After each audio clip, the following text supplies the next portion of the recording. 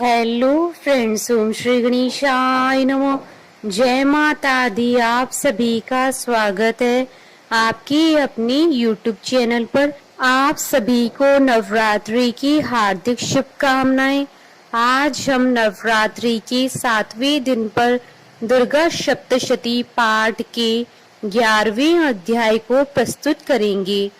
Friends, video शुरू करने से पहले आपसे रिक्वेस्ट है, अगर आप हमारे चैनल पर नए हैं और आपने अभी तक चैनल को सब्सक्राइब नहीं किया है तो प्लीज सब्सक्राइब कीजिएगा चैनल को, साथ ही प्रेस कीजिएगा बेल आइकन को, जिससे नए वीडियो से रिलेटेड नोटिफिकेशन आपको तुरंत प्राप्त हो सके। और वीडियो पसंद आने पर वीडियो को लाइक और शेयर जरूर कीजिएगा ताकि सभी भक्तों को इस वीडियो का लाभ प्राप्त हो सके। और कमेंट बॉक्स में जय माता दी जरूर लिखिएगा। या देवी सर्वभूतेषु शक्ति रूपेण संस्थिता नमस्तस्यै नमस्तस्यै नमस्तस्यै नमो नमः। 11वां अध्याय प्रारंभ। देवताओं का देवी की स्तुति करना और देवी का देवताओं को वरदान देना। महर्षि मेधा कहते हैं, दैत्य के मारे जाने पर इंद्रादि देवता अग्नि को आगे करके कात्यायनी देवी की स्तुति करने लगे। उस समय अभीष्ट की प्राप्ति के कारण उनके मुख खिले हुए थे। देवताओं ने कहा, हे शरणागतों के दुख दूर करने वाली देवी, तुम प्रसन्न हो। हे संपूर्ण जगत की माता, तुम प्रसन्न हो। विंध्येश्वरी, तुम विश्व की रक्षा करो, क्योंकि तुम इस चर और अचर की ईश्वरी हो। हे देवी, संपूर्ण जगत की आधार रूप हो, क्योंकि तुम पृथ्वी रूप में भी स्थित हो और अत्यंत पराक्रम वाली देवी हो। तुम विष्णु की शक्ति हो और विश्व की बीज परम माया हो, और तुमने ही इस संपूर्ण जगत को मोहित कर रखा है। तुम्हारे प्रसन्न होने पर ही यह पृथ्वी मोक्ष को प्राप्त होती है। हे देवी, ये संपूर्ण विद्याएं तुम्हारे ही भिन्न भिन्न स्वरूप हैं। इस जगत में जितनी स्त्रियां हैं वह सब तुम्हारी ही मूर्तियां हैं। एकमात्र तुमने ही इस जगत को व्याप्त कर रखा है। तुम्हारी स्तुति किस प्रकार हो सकती है, क्योंकि तुम परम बुद्धि रूप हो और संपूर्ण प्राणी रूप स्वर्ग और मुक्ति देने वाली हो। अतः इसी रूप में तुम्हारी स्तुति की गई है। तुम्हारी स्तुति के लिए इससे बढ़कर और क्या युक्तियां हो सकती हैं। संपूर्ण जनों के हृदय में बुद्धि रूप होकर निवास करने वाली, स्वर्ग तथा मोक्ष प्रदान करने वाली, हे नारायणी देवी, तुमको नमस्कार है। काला काष्ठा आदि रूप से अवस्थाओं को परिवर्तन की ओर ले जाने वाली तथा प्राणियों का अंत करने वाली नारायणी, तुमको नमस्कार है। हे नारायणी, संपूर्ण मंगलों की मंगल रूप वाली, हे शिवे, हे संपूर्ण प्रयोजनों को सिद्ध करने वाली, हे शरणागत वत्सला, 3 नेत्रों वाली गौरी, तुमको नमस्कार है। सृष्टि स्थित तथा संहारव की शक्ति भूता सनातनी देवी, गुणों का आधार तथा सर्व सुखमयी नारायणी, तुमको नमस्कार है। हे शरण में आए वे शरणागतों, दीन दुखियों की रक्षा में तत्पर, संपूर्ण पीड़ाओं को हरने वाली, हे नारायणी, तुमको नमस्कार है। हे नारायणी, तुम ब्रह्माणी का रूप धारण करके हंसों से जुते हुए विमान पर बैठती हो तथा कुश से अभिमंत्रित जल छिड़कती रहती हो। तुम्हें नमस्कार है। माहेश्वरी रूप से त्रिशूल, चंद्रमा और सर्पों को धारण करने वाली, हे महावृषभ वाहन वाली नारायणी, तुम्हें नमस्कार है। मोरों तथा मुकुटों से घिरी बहने वाली, महाशक्ति धारण करने वाली, कौमारी रूप धारणी निष्पाप नारायणी, तुम्हें नमस्कार है। हे शंख चक्र गदा श्रांग धनुष रूप आयुधों को धारण करने वाली वैष्णवी शक्ति रूपा नारायणी, तुम हम पर प्रसन्न हो, तुम्हें नमस्कार है।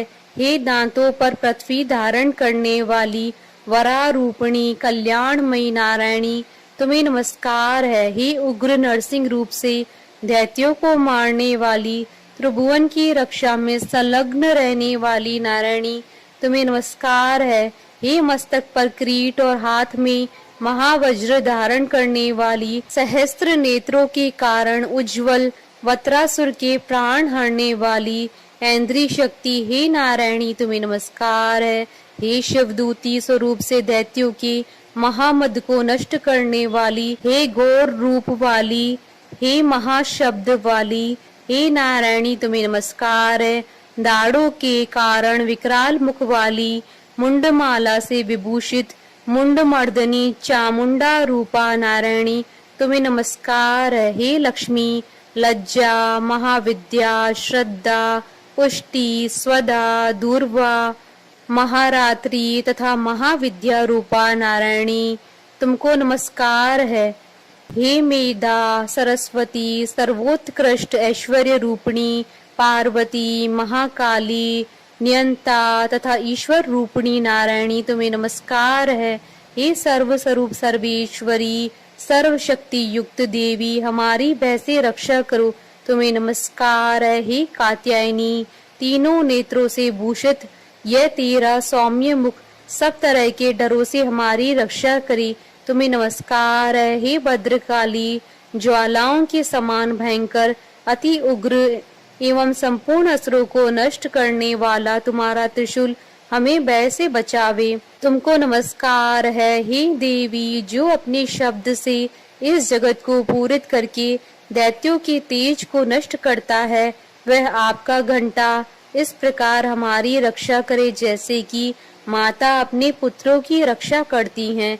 हे चंडी के असुरों के रक्त और चर्बी से चर्चित जो आपकी तलवार है वह हमारा मंगल करे, हम तुमको नमस्कार करते हैं। हे देवी, तुम जब प्रसन्न होती हो तो संपूर्ण रोगों को नष्ट कर देती हो और जब रुष्ट हो जाती हो तो संपूर्ण वांछित कामनाओं को नष्ट कर देती हो और जो मनुष्य तुम्हारी शरण में आते हैं उन पर कभी विपत्ति नहीं आती है, बल्कि तुम्हारी शरण में गए वे मनुष्य दूसरों को आश्रय देने योग्य हो जाते हैं। अनेक रूपों से बहुत प्रकार की मूर्तियों को धारण करके इन धर्मद्रोही असुरों का तुमने संहार किया। वह तुम्हारे सिवा कौन कर सकता था। चतुर्दश विद्याएं, षष्ठ शास्त्र और चारों वेद तुम्हारे ही प्रकाश से प्रकाशित हैं, उनमें तुम्हारा ही वर्णन है। और जहाँ राक्षस, विषैले सर्प, शत्रुगण हैं, वहाँ और समुद्र के बीच में भी तुम साथ रहकर इस विश्व की रक्षा करती हो। हे विश्वेश्वरी, तुम विश्व का पालन करने वाली विश्व रूपा हो, इसलिए संपूर्ण जगत को धारण करती हो। इसलिए ब्रह्मा, विष्णु, महेश की भी वंदनिया हो। जो भक्ति पूर्वक तुमको नमस्कार करते हैं वह विश्व को आश्रय देने वाले बन जाते हैं। हे देवी, तुम प्रसन्न हो और असुरों को मारकर जिस प्रकार हमारी रक्षा की है, ऐसी हमारे शत्रुओं से सदा हमारी रक्षा करती रहो। संपूर्ण जगत के पाप नष्ट कर दो और पापों तथा उनके फलस्वरूप होने वाली महामारी आदि बड़े बड़े उपद्रवों को शीघ्र ही दूर कर दो। विश्व की पीड़ा को हरने वाली देवी, शरण में पड़े हुए पर प्रसन्न हो। त्रिलोकी निवासियों की पूजनीय परमेश्वरी, हम लोगों को वरदान दो। देवी ने कहा, हे देवताओं, मैं तुमको वर देने को तैयार हूँ। आपकी जैसी इच्छा हो वैसा वर मांग लो, मैं तुमको दूंगी। देवताओं ने कहा, हे सर्वेश्वरी, त्रिलोकी के निवासियों की समस्त पीड़ाओं को तुम इसी प्रकार हरती रहो और हमारे शत्रुओं को इसी प्रकार नष्ट करती रहो। देवी ने कहा, वह वास्तव मनवंतर के 28वें युग में 2 और महाअसुर शुंभ और निशुंभ उत्पन्न होंगे।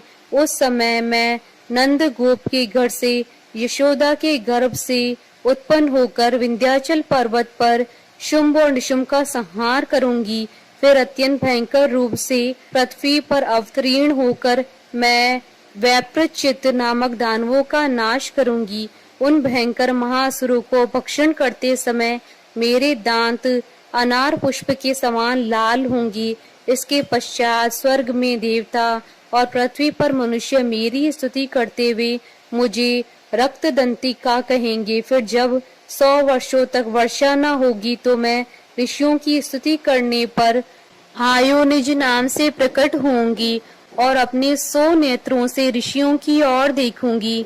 अतः मनुष्य शताक्षी नाम से मेरा कीर्तन करेंगे। उसी समय मैं अपनी शरीर से उत्पन्न हुए प्राणों की रक्षा करने वाली शाकों द्वारा सब प्राणियों का पालन करूंगी और तब इस पृथ्वी पर शाकंभरी के नाम से विख्यात होंगी और इसी अवतार में दुर्ग नामक महाअसुर का वध करूंगी और इससे मैं दुर्गा देवी के नाम से प्रसिद्ध होंगी। इसके पश्चात जब मैं भयानक रूप धारण करके हिमालय निवासी ऋषियों महर्षियों की रक्षा करूंगी, तब भीमा देवी के नाम से मेरी ख्याति होगी।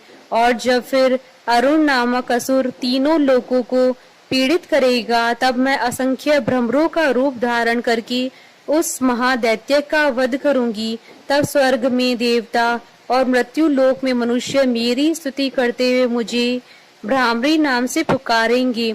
इस प्रकार जब जब पृथ्वी राक्षसों से पीड़ित होगी, तब तब मैं अवतरित होकर शत्रुओं का नाश करूंगी। इति श्री दुर्गा सप्तशती पाठ का 11वां अध्याय संपूर्ण हुआ।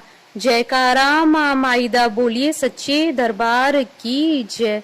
हमारे साथ इस वीडियो में अंत तक बने रहने के लिए आपका धन्यवाद। ओम श्री गणेशाय नमः। जय माता दी।